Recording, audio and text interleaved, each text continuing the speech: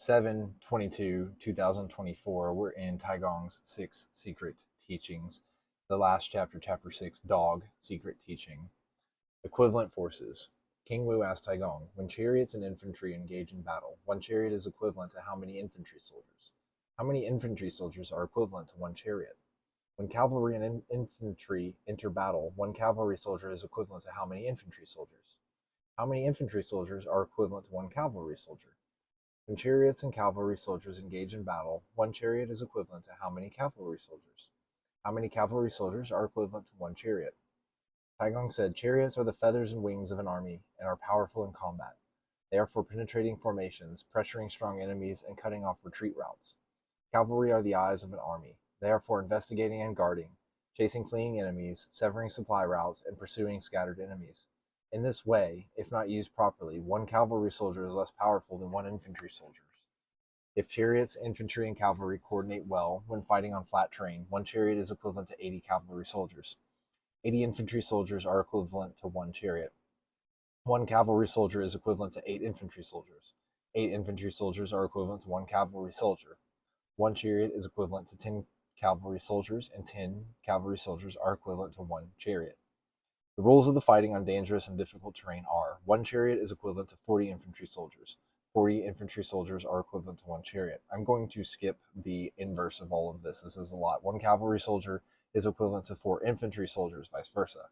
One chariot is equivalent to 6 cavalry, and then 6 cavalry is equivalent to one chariot. Chariots and cavalry are the most powerful forces in an army. 10 chariots can defeat 1,000 men. 100 chariots can defeat 10,000 men. 10 cavalry soldiers can defeat 100 men. 100 cavalry soldiers can defeat 1,000 men. These are the approximate numbers. King Wu asked, what is the proportion of chariots to cavalry soldiers? What are the methods of fighting? And he goes on to list the same thing, like 1 leader for every 5 chariots, 1 official for 10 chariots, 1 commander for 50, 1 general for 100 chariots.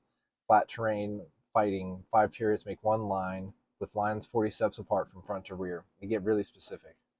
When fighting on dangerous and difficult terrains, chariots should follow the roads. 10 chariots form 1 company. 20 chariots form 1 detachment. The lines of chariots should be spaced 20 steps apart, spaced 6 steps apart from left to right. Their range is 2 li after the battle. Chariots should return the way they came. For the cavalry, there should be 1 leader for every 5 soldiers, 1 official for every 10, 1 commander for every 100, and 1 general for every 200.